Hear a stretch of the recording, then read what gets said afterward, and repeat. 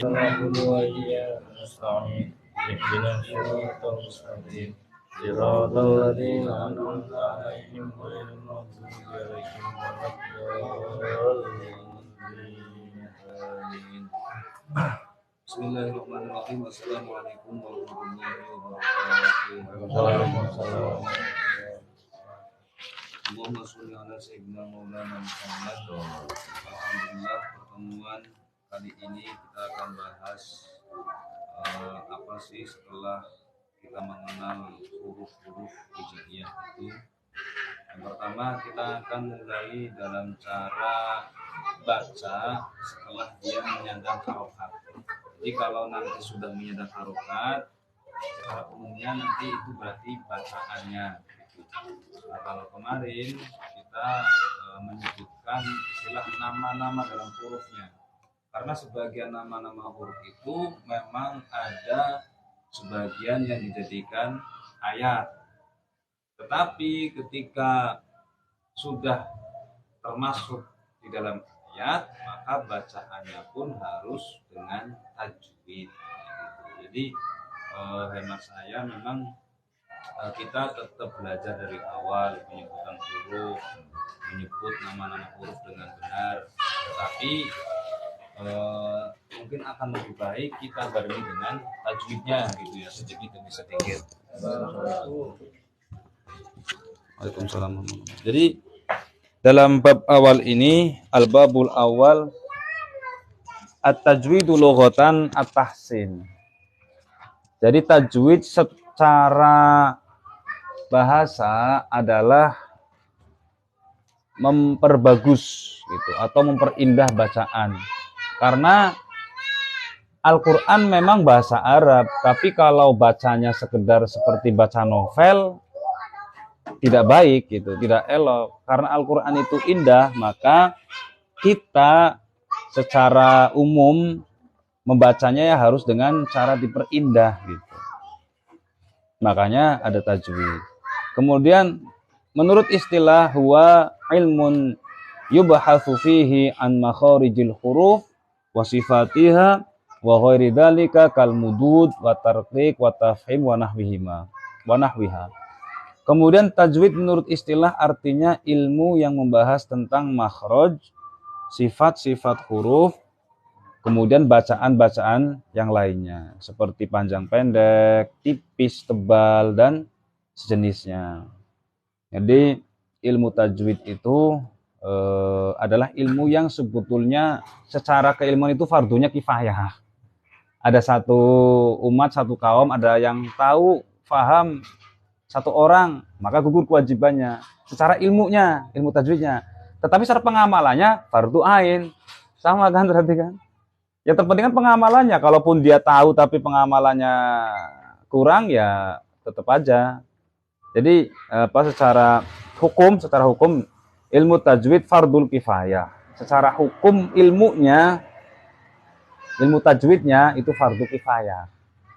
Kita ngerti onderdil motor, cara memperbaikinya, ya kan kifayah. Orang bengkel ada. Kalaupun bukan orang bengkel, kita adalah di sini walaupun bukan dia bengkel, tapi dia sekolahnya dulunya mungkin STM-nya otomotif gitu ya. Suka kalungan rantai sama gear. Tapi kan kita yang pakai kan harus bisa semua, makainya gitu kan, makai motornya itu. Itu istilah yang mungkin jauh tapi yang mungkin mendekati ya. Nah, wal amalu bihi fardu ainin ala kulli muslimin wa muslimatin. Akan tetapi mengamalkannya, menerapkannya itu hukumnya adalah fardu ain. Wajib atas muslim laki-laki dan muslim perempuan yang sudah mukallaf. Jadi ya sama saja walaupun kita nggak ngerti hukum-hukumnya mungkin, tapi dari guru-guru cara baca seperti ini ya mungkin aman. Karena pasti dari guru-guru atau dari kiai ya itu sudah melalui berdasarkan dengan pengetahuannya melalui tajwid. Kadang kan kita aja kadang yang mengikuti bacaan sesuai dengan khot-khot yang ada di Al-Quran itu yang harokat alif, yang di atas itu harok kecil yang berdiri terus nanti ada tanda bacaannya, itu kan bacanya berapa alif kan kita ngerti itu. Tapi coba ditanya itu apa namanya, nggak tahu gitu kan. Ya paling tidak pengamalannya bener gitu. Nah, lebih bagus lagi kita ngerti hukum tajwidnya supaya apa namanya itu berdasar. Oh, ini 2,5 alif. Oh, ini 2 alif nih. Ini mad, misalnya katakanlah mad arid disukun, atau ini adalah mad tobi'i atau yang lainnya gitu. Baik, kita kali ini setelah mengetahui nama-nama huruf, kita akan coba baca huruf-huruf yang sudah berharokat. Kalau harokat paham semua ya. Ini biar lebih persingkat nanti. Nggak apa-apa panduannya kita sama itu. Nanti dari situ kita bisa baca bareng-bareng. Jadi namanya aja harokat. Harokat itu kalau arti bahasa bergerak, itu harokat, bergerak. Coba sih. Ini kalau kita nggak tahu, nggak sering dengar, bingung bacanya kita ya. Tapi setelah ada harokatnya, bisa terbaca gitu maksudnya. Bismillahirrohmanirrohim. Itu harokat secara bahasa. Nah, harokat. Kita pahami harokat dulu. Biar langsung. Harokat. Nih dasarnya dulu. Harokat. Harokat atau yang kita sebut dengan garis miring yang di atas namanya fathah. Nama. Bacanya sama dengan A, gitu ya, seperti huruf vokal. Terus ini kasroh, bacanya I, domah, bacaannya U. Ini seperti huruf vokal. Jadi A, I, U itu apa namanya, yang menggerakkan huruf itu harus dibaca I, A, atau U. Ini istilah kalau kita merujuk kepada metode An-Nahdiyah seperti itu, biar lebih dipermudah. Nah, yang selanjutnya nanti kita baca dari alif, ba, ta, sa, ya, ko, dan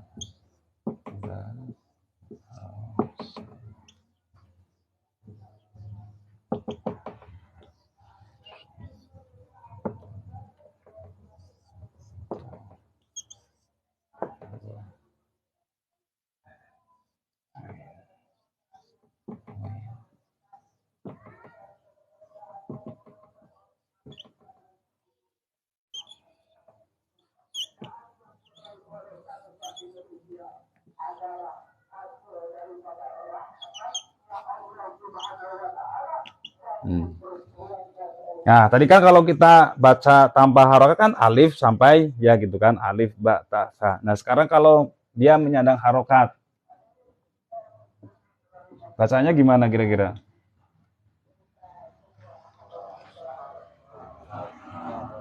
A, ba, ta, sa, da, za, ro, za, sa, sha, so, do, to, zo, a, go, fa, lof, koka, wa, ha, la. Ini panjang berarti la, a, iya gitu. Nah, mungkin beberapa kalau anak-anak ya itu ada yang a, ba, ta gitu kan. Kalau kita enggak, kalau di metode Nahdiyah itu kemarin ya ada beberapa yang kita perbaiki. Harokatnya, jaraknya atau bacaannya ya satu ketukan atau satu gerakan. Karena harokat itu harokat satu gerakan, karena harokat biasa, tidak ada panjang, tidak ada yang lebih panjang daripada satu ketukan. Bacanya apa? A, ba, ta, sa, ja, ha, ho, da, za, ro, za, sa, sha, so, do, to, zo, a, go, fa, ko, ka, la, ma, na, wa, ha, la, a. Nah, jadi kalau nanti la ini buat pembeda nih. Ini sekalian belajar bahwa ada yang harus dibaca panjang gitu ya. Misalkan nanti la berarti dua ketukan. Kalau yang lain satu ketukan, atau satu gerakan begini a ba ta gitu. Tapi kalau nanti la dua la baru ke a ya. Makanya nanti lihat di juz amma ini ketika ada yang ii pun ini nggak diharokati dia. Karena nanti bacanya tetap la gitu. Karena ininya alif nggak bisa diharokati kasroh atau doma. Kalaupun dia harus diharokati kasroh domah, maka ini otomatis nanti diganti huruf sesuai. Jadi pasangannya nanti itu kalau bacaan panjang ya pasti alif, fathah pasangannya, kasroh pasangannya, ya, u atau domah pasangannya, wawu. Makanya kita nyebut kalau di anak-anak itu ini wawu kecil gitu. Wawu kecil coret di atas namanya fathah, cara bacanya a, bukan e gitu. A harus betul-betul a, bukan e. Terus kasroh, garis coret ya, coret miring di bawah huruf disebut kasroh, cara bacanya i gitu, bukan e, kayak gitu di semuanya gitu. Terus wawu kecil di atas huruf namanya domah, cara bacanya u, bukan o kayak gitu, u gitu. Jadi dibedain semuanya. Itu kalau merujuk ke materi anak-anak itu. Nah, kita coba nanti serentak atau tidak, apa yang masih kelewat atau ada yang terlalu cepat, kita coba serentak. Kalau anak-anak itu saya garis dua-dua, saya ini titik-titik dua, supaya apa? Supaya teratur. Misalkan 1, 2, A, 2, ba, 2, ta. Ini memang ngikutin bener-bener apa namanya ketukan ini. Kita coba pakai jeda 1, 2. Siap? Siap, yuk. Bismillahirrahmanirrahim. 1, 2, A, 2, ba, 2, A, 2, sa, 2, ya, 2, A, 2, ho, 2, ya, 2, ya, 2, ro, 2, ya, 2, sa, 2, ya, 2, so, 2, lo, 2, o, 2, lo, 2, a, 2, o, 2, wa, 2, ko, 2, ka, 2, la, 2, ma, 2, na, 2, wa, 2, ha, 2, la, 2, ha, 2, ya. Alhamdulillah, udah lolos itu udah. Nah, sekarang tinggal kita sesuaikan. Saya kira semuanya sudah mendekati dalam makhraj perbedaan antara ta dengan to saya dengar. Tapi mungkin dari kita ada 1, 2 yang mungkin masih sama nih. Ya kita pelan-pelan saja mungkin untuk makhraj ya. Pelan-pelan belajarnya karena itu juga sambil berjalan. Kalau kita fokus ke makhraj terus nanti nyangkut. Jadi nggak rata jalannya. Ya paling kita bedakan antara dengan huruf, misalkan ta dengan to gitu. Kalau to itu lebih berat karena dia termasuk dari bagian huruf itbaq. Jadi kayak gini aja, saya persingkat berarti. Untuk makhraj huruf berarti kita bahas. Karena biar nanti ke depannya misalkan kita nanti harokati i, bi itu makhrajnya nggak berubah. Kita belajar di harokat yang pertama ini, yang apa namanya fathah dulu. Hey. Makhraj huruf, Syekh Ibnu Jazari menerangkan bahwasanya makhrijul huruf itu ada 17 tempat yang kemudian dikelompokkan menjadi 5 kelompok. Yang pertama apa? Al-jauf, yaitu huruf mad, huruf rongga mulut. Apa rongga mulut dan tenggorokan, yaitu makhrajnya huruf mad. Mad itu ya huruf yang panjang tadi yang seperti alif, wawu, ya. Nanti ketemunya ketika dia bertemu atau disandingkan dengan huruf yang sesuai harokatnya. Itu. Yang kedua adalah al-halaq atau huruf halaq atau halqi. Nanti makanya ada idhar halqi nanti. Nah, huruf yang 6 ini, hurufnya idhar halqi ini memang dia huruf yang keluarnya dari tenggorokan, 3 makhraj. Nanti tenggorokan itu apa saja, yaitu a. Jadi dari tenggorokan, bukan cuman a gitu, bukan, tapi dari a, dari tenggorokan a, terus h, kemudian kho, gho, a, gho, ha. Jadi kalau mau nanti ada bagiannya lagi. Ini kita yang dasarnya dulu 5 dulu. Yang kemudian yang ketiga lidah, lisan. Makhraj yang tempatnya lidah ini banyak banget nih. Tak itu caranya ya nempelin lidah ke gigi gitu. Tak. Ya kan nggak bisa kalau nggak nempel gigi kemana lagi, nggak bisa bunyi. Tak. Terus sa lidahnya tempel gigi atas, sa. Jadi kadang ada yang keliru, kadang baca sa bacanya sa gitu ya. Ada juga maaf yang memang S-nya S versi mana tuh ya? Versi Inggris gitulah, katanya kayak gitu kan. Ada ya belajar pelan-pelan kayak gitu kadang bawaan juga. Sa tadi sa. Kemudian apa? Ja juga lidah. Ini permainan lidah aja gitu. Ja. Terus da, za, ro, za, sa, sha, so, do, to, do, o, ka, la, na, ya itu. Nah ini di apa namanya secara global dulu, nanti dibagi-bagi lagi itu. Kemudian yang keempat itu syafatan, yaitu bibir. Apa? Ba. Jadi bibirnya harus nempel ba. Terus fa, itu kan mainan bibir semua tuh. Fa. Terus mim atau ma, terus wa bibir itu. Terus yang terakhir yang kelima adalah khoisyum, yaitu rongga pangkal hidung. Apa huruf apa kira-kira? Nun, na, ma gitu. Jadi bukan na itu beda lagi. Na. Huruf gunnah nanti ketemunya di hukum tajwid yang pertama. Nah, dari pembagian ini katakanlah kalau huruf mad itu ya berarti huruf wawu, ya atau alif yang mati yang bertemu dengan huruf-huruf pasangannya. Kalau di sini dicontohkan alladzina yu'minuna gitu ya. Alladzina yu'minuna bil ghaibi wa yuqimunas sholata wa mimma razaqnahum yunfiqun tuh. Yang panjang-panjang itu maksudnya adalah huruf mad.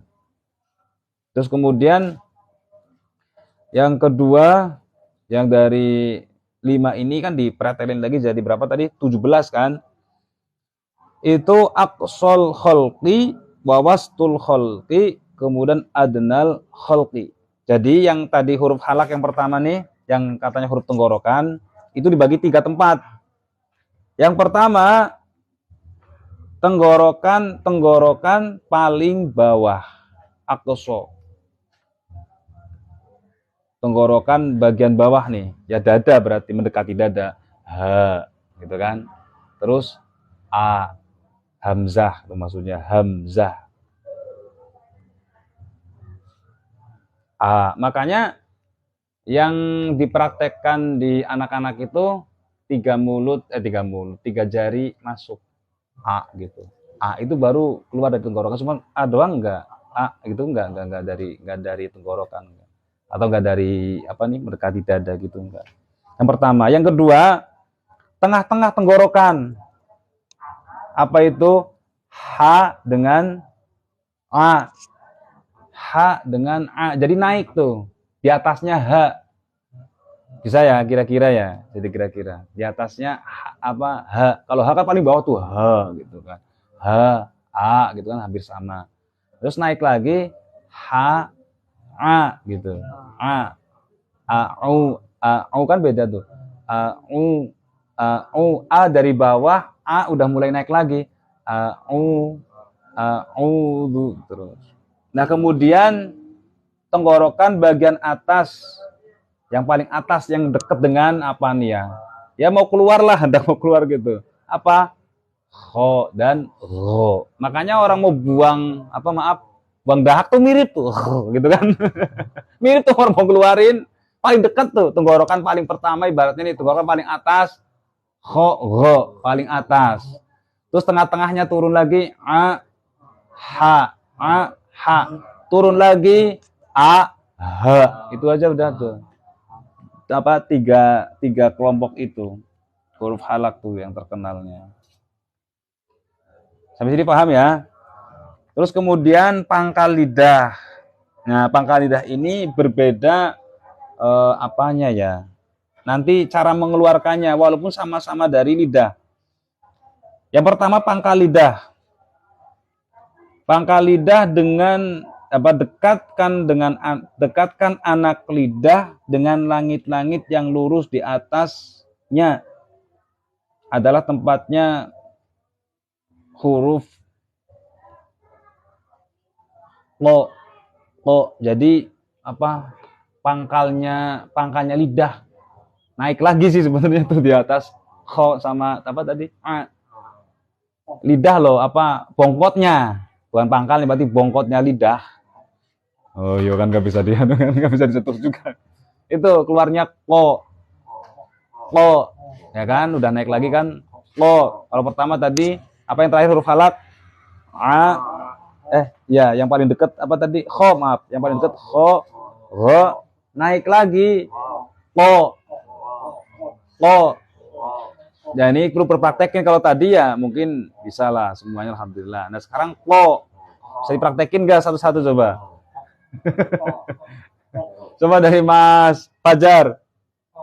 Po. Kayak apa? Kayak nyeklok lah gitu ya. Nyeklok lah. Po. Lanjut Mas Iman. Po. Mas Imam. Ya udahlah, Mas. Kok Mas semua jadinya? Pasam.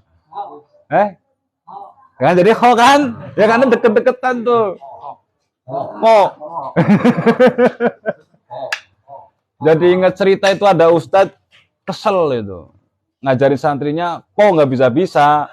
Kho gitu. Kamu kalau kelolot dan salak seperti apa gitu bunyinya gitu. Masih nggak bisa cengkel di sikut perutnya sama ustadznya. Gara-gara kesel tuh. Hanya itu bisa katanya gitu. Saking sakitnya kan keluar. Coba sikut pas habis antar.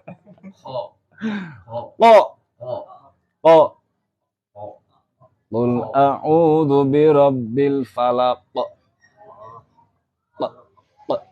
Kho naik lagi. Coba kok.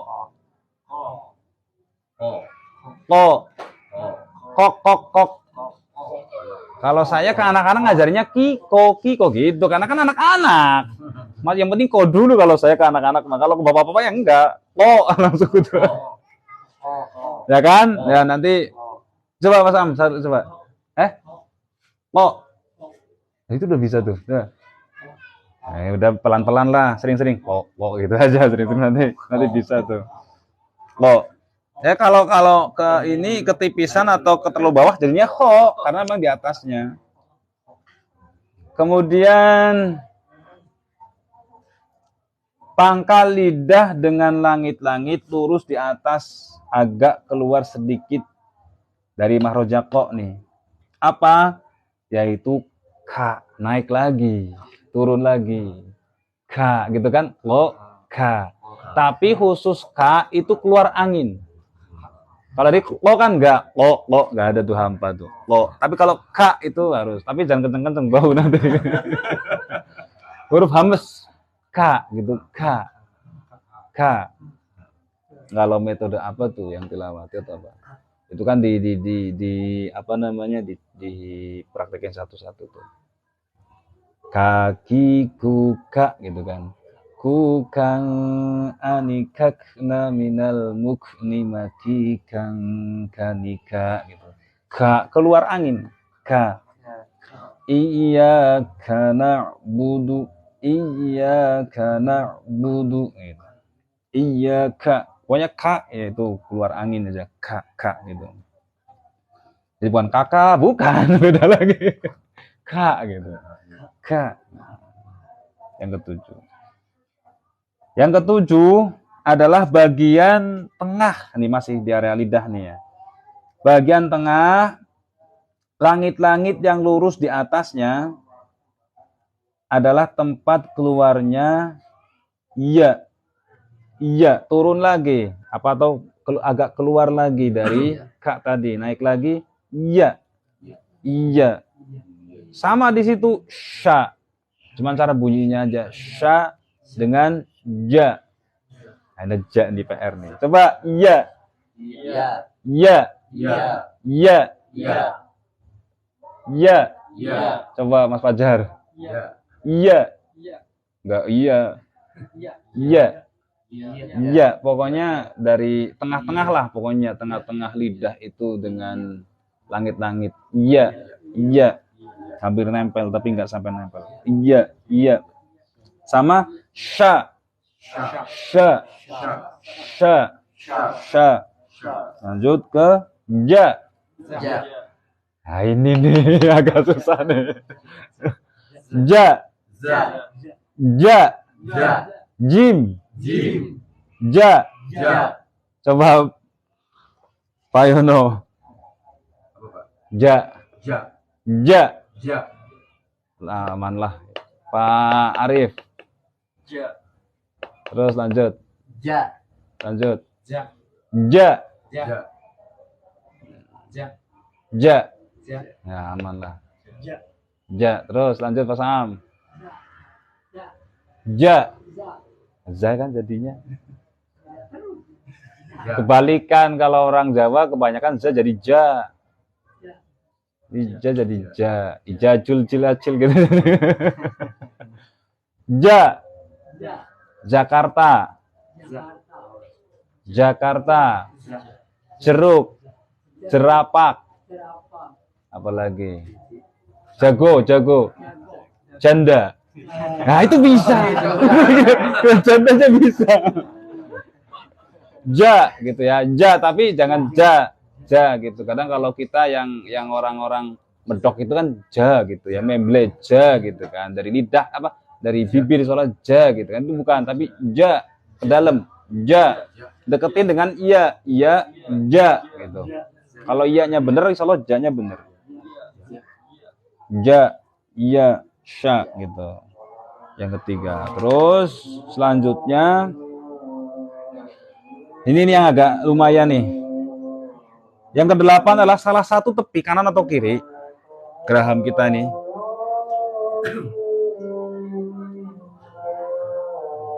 Dipertemukan dengan lidah bagian atas, tapi ya sisi juga nggak apa-apa sih. Pokoknya bagian lidah tempelkan ke tepi. Gini, maaf. Tepi lidah dengan geraham atas adalah tempat makhrajnya bo. Bo. Coba ujung lidah tempelin ke sisi mana terserah. Kalau lebih mudah ya ke kanan sih. Bo. Bo. Kalau dua-duanya jadi do enggak. Salah satu aja lebih mudah. Bo. Bo. Biasanya kalau yang benar itu ininya kelihatan mantul. Bo gitu kan? Bo. Makanya ketika nanti di tasdid ini agak lumayan berat. Bo. Bo. Bo. Bo. Tempelin aja ke gigi ujung sini. Bo. Bo deket-deket gigi. Bo. Alam yaj'al kaidahum fi tadlil. Makanya enggak mantul dia. Lepas tadlil.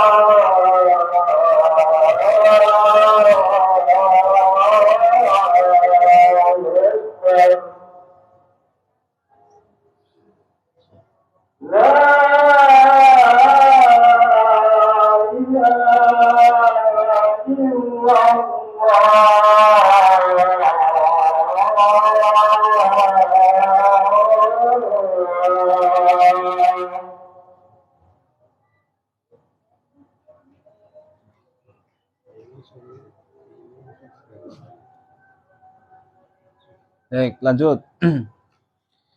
Tadi sampai bo. Nih, kalau mau itu lihat coba yang di sini. Kalau nanti kurang jelas, bisa yang di Al-Quran tuh lebih jelas. Atau digambar deh, misalkan di foto-foto apa, di Google apa misalkan gitu. Urutannya, bo. Bo, bebas. Lebih mudah sih kalau saya sendiri pribadi ke kanan. Ada nggak yang lemesnya ke kiri? Ada. Nah, ke kiri coba. Coba pilih kira-kira mana yang kira-kira lebih gampang. Karena do itu paling susah, memang makhluk paling susah. Ke kiri ya? Ke kiri, ke kiri, sampean? Coba ada yang ke kanan nggak? Kiri apa kanan? Kiri ya? Kok kiri rata-rata ya? Saya malah kanan mas, bener. Bo gitu. Kalau kirinya kaku saya. Bo, kurang nempel. Bo. Yang lebih bagus adalah nempel dua-duanya. Walau bo, ya susah, memang susah, makanya susah. Bo, kan lidah kan bisa nipis kan. Walau bo, tapi susah. Makanya kalau kita ya syukur ada yang bisa. Kalau saya sendiri kok malah ke kanan saya, bukan ke kiri. Mungkin ke kiri lebih mudah. Jadi tingkatannya ke kiri lebih mudah. Kedua ke kanan. Yang ketiga yaitu kalau tempel dua-duanya. Walau bo susah memang. Bo. Nanti di prakteknya ya ketika pengucapan tadi bacaan walau bo itu ketemu tuh. Saya lebih condong ke kanan kalau saya. Ini mau kiri, mau kanan, mau dua-duanya aman. Masih apa secara makhraj masih benar, masih yang dibenarkan dalam ilmu tajwid. Gimana Pak Saam? Kanan apa kiri? Hebat ini berarti. Bo. Coba bunyinya gimana? Ketemunya gimana ketemunya? Langsung. Bo. Bo. Itu mah depan ketemunya. Bo gitu doang. Pinggir dari iya itu kadang ada kejebak di depan kan. Maaf. Waladdo gitu kan. Itu bukan, Mas, bukan. Itu ya kurang tepat, itu dal sebenarnya tapi di o-in itu mah. Kalau do beda, do itu ya tengah-tengah apa ujung lidah ini nempelnya ke tengah-tengah sini. Walau do itu dilihat aja di makhraj huruf yang apa halaman terakhir tuh ada. Tapi lebih jelas lagi biasanya di Al-Qur'an. Urutannya tuh walau do nih. Baru ke berapa ini? Baru ke 9. Kita coba yang ke 10-nya. Ujung lidah dengan gusi atas agak keluar sedikit dari makhrajnya la adalah tempat keluarnya nun. Kok dibalik ya? Udah nggak apa-apa wis. Jadi setelah bo ini keluar sedikit ke depan lagi sedikit, tempelkan ke saya nyebutnya apa ya? Gusi lah, gusi-gusi. Itu nanti tempatnya nun. Nah, makanya tadi kenapa kita harokati dulu biar kita sekalian baca gitu. Na ke atas aja. Na, nggak usah di pinggir, di atas tengah. Boleh. Na. Kan ini juga bunyi Mas nih. Na gitu. Na aja bunyi kan, tapi salah. Yang benar di atasnya. Gusi na gitu. Na. Nah, makanya deket tuh bo dengan na. Deket kan? Rasain aja. Bo, na. Sama sedikit lagi, geser dikit lagi. Geser dikit lagi jadi la. La. Ya kan? Deket sudah situ tuh. La. Setelah na yang selanjutnya habisna la ro.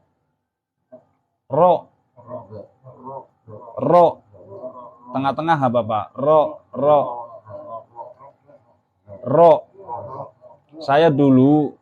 Saya termasuk yang apa namanya? Kalau ngucap ro nggak bisa apa? R nggak bisa, cadel. Saya termasuk. Saya bisa ngomong ro itu usia 8 tahunan kayaknya. Lebih. Udah gede kok saya. 9 atau 10 tahun lah. Kelas 4-an SD kayaknya. Itu gara-garanya ada orang tetangga saya nikah sama orang Cirebon. Orang Cirebonnya duda bawa anak 2 umuran saya. Saya diledekin. Nah, pas nimba sumur itu lagi ngasuh, coba diajarin ludahnya tempelin ke atas kayak gitu. Ro, iya bener. Akhirnya kan begitu, raro pinter gitu. Makanya maaf katanya yang cadel itu katanya nggak tahu secara medis bener apa enggak, lidahnya pendek katanya kan, karena ngejangkau gitu katanya. Ro gitu nggak ngejangkau ke atas itu. Ro kalaupun bisa ya harus dalam-dalam banget ro gitu jadinya. Ro gitu. Makanya mirip dengan la, ro. La, ro. Makanya kayak agak di yang kalau yang ro yang lebih fase itu sebenarnya yang agak dicedal-cedalin tuh yang fase sebenarnya. Bukan ro, tapi ro karena agak dalam, dekat dengan la, ro gitu. Ro. Alhamdulillahi rabbil itu. Kita habisin dulu biar besok kita belajar yang harokat kasroh dan dhammahnya. Kemudian selanjutnya setelah ro nanti keluar lagi lidah dengan pangkal 2 buah gigi depan, tapi dari dalam ya. Yang atas adalah tempat keluarnya ta. Jadi ke depan lagi setelah ro, ta keluar lagi. Ta, da sama po. Ta, da, po sama tuh makhrajnya. Ta, da, po. Apa bedanya ta dan to? Kalau to itu berat, itbaq gitu. Po. Makanya nanti ketika qalqalah sama kan, da dengan to itu.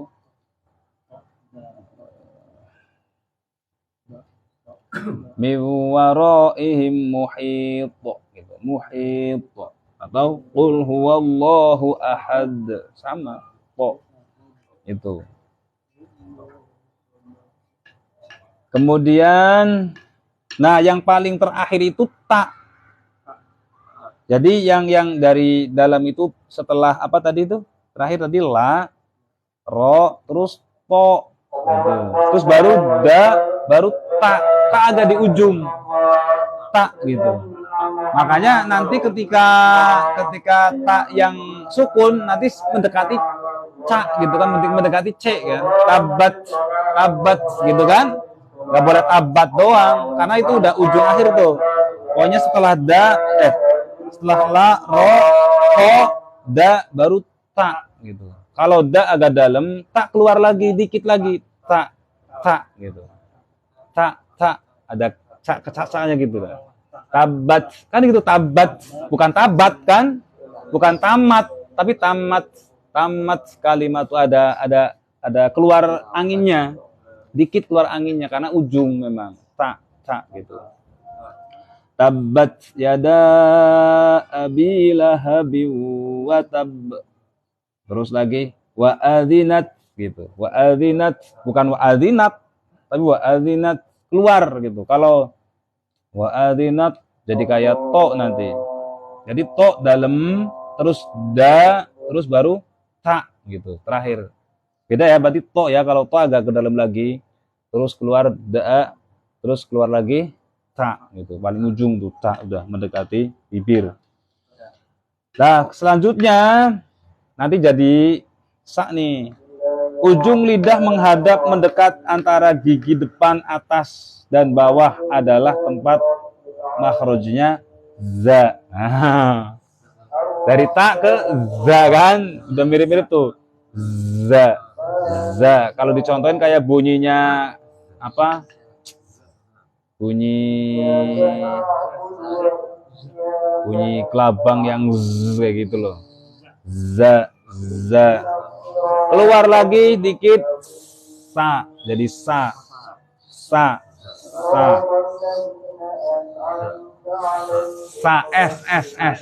S.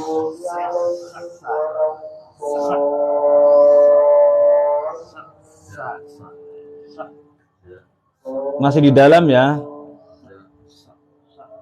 Jadi gusi za. Gusi za. Masih atas lah. Bukan ke giginya tapi masih gusi ke dalam za. Sa. Jangan sampai di gigi, kalau gigi nanti bunyinya beda lagi. Za. Terus sa.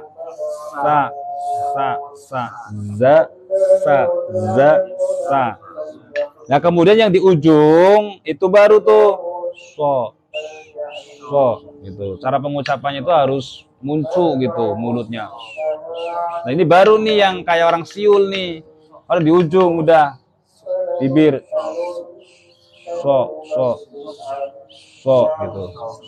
Ihdinas siratal. Yang ke-14 keluar lagi. Lah ini gigi-giginya udah mulai keluar nih kalau yang ini nih. Tapi yang pertama dari dalam dulu yaitu go. Lidah udah mulai kelihatan kan? Go.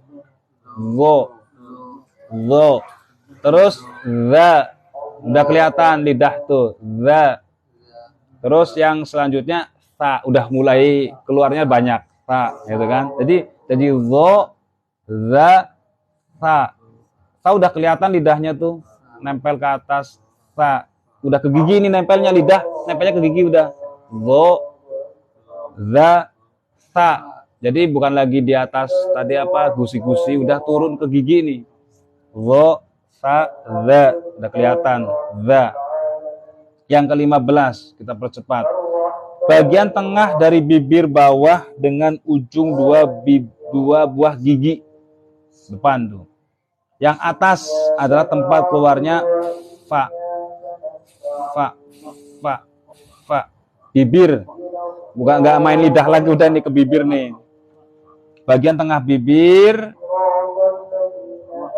bagian tengah dari bibir bawah, off gitu, off. Dengan ujung 2 buah gigi, off ya, fa, udah ke bibir, fa. Yang keenam, yang ke-16, kedua bibir atas dan bawah bersama-sama bertemu, adalah keluar makhrajnya huruf wawu, ketemu bibirnya wawu, udah mulai nempel walaupun nyerempet wawu kan, wawu udah mulai dekat. Nah, nempel lagi jadi ba, makanya pengucapan ba harus nempel, ba, tabat, kalau tasydid itu berikut, tabat yada abi lahabi wa tab gitu. Kalau dipantulkan wa tab, nempel lebih rapat lagi jadi mim, amma yatasaalun, alif lam mim, dan lebih nempel lagi. Udah, itu selesai. Nah, adapun yang terakhir tadi yang menjadi bagian pertama itu yang keluar dari hidung, itu udah keluar area mulut ya, yang dari hidung itu adalah nun dan mim yang bertasydid. Nun dan tanwin yang bertasydid seperti tadi itu. Amma, huruf dasarnya mim ya dari lidah itu, tapi nanti ada suara dengung atau berengeng-ngeng gitu kalau bahasa itunya. Dari hidung, apa itu? Hunnah. Nanti bahasan hunnah itu menjadi hukum tajwid yang menjadi pembahasan yang pertama nanti, yaitu hunnah musyaddadah, yaitu nun dan mim yang ketika dia bertasydid. Inna, bacaannya panjangnya berapa? Ya 1 alif aja, atau 2 ketukan, atau 2 harokat. Inna gitu, bukan inna, ada jaraknya itu. Summa, makanya nanti ketika hunnah itu harus ya ada jarak ya 1 alif. Misalkan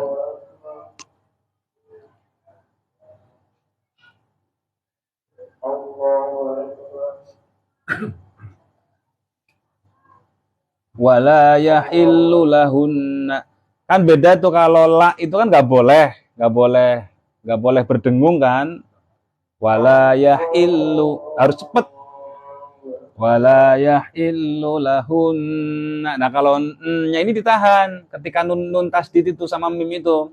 Wala yahillu lahunna ayyaktumna ma khalaqallahu fi arhamihinna in kunna yu'minna billah. Beda kan? Ketika in kunna, pokoknya nanti ikhfa hunna itu panjangin 1 alif. Contoh nih. Fi arhamihinna in kunna yu'minna billahi, sama-sama tasdid semua kan, tapi la nggak boleh panjang-panjang. Billahi, kadang kalau kejebakan billahi wal yaumil gitu, jadi sama semua nanti. In kunna yu'minna billahi, itu salah. L-nya ini loh kadang kepada kejebak itu, atau alladzina gitu. Shiratal ladzina an'amta alaihim, agak enak tapi ya kacau. Shiratal ladzina, beda kan dengan shiratal ladzina, beda enggak? Jadi di mana? L-nya kan, la-nya kan, nah itu dia. Makanya ketika ditemukan huna-huna seperti ini, kalau nanti ketemunya di idgham bihuna sama idgham bilahuna, tapi ini prakteknya dalam hal yang bertasydid sudah bisa terbaca gitu, sudah bisa keprediksi. In kunna yu'minna billahi, jadi nggak ikut-ikutan panjang. Yang kunna 1 alif, minna 1 alif, billahi ya setengah alif. Itu, maksudnya satu harokat. Kalau yang ini 2 harokat atau 2 ketukan. Kalau yang billahi itu cuman satu ketukan. Sampai sini insya Allah mudah-mudahan bisa menjadi bekal kita untuk selanjutnya kita baca harokat-harokat yang selanjutnya yang kasroh nanti ke domah 17 ini ya mudah-mudahan saling ngingetin nih, oh itu do bukan do gitu, atau nanti sa itu bukan sa gitu, nanti bedain antara sa so gitu, sya gitu kan, karena memang mahruznya juga berbeda-beda. Wallahu a'lam bishawab. Bismillahirrahmanirrahim. Subhanakallahumma bihamdika asyhadu an la ilaha illa anta astaghfiruka wa atubu ilaik. Wassalamualaikum warahmatullahi wabarakatuh.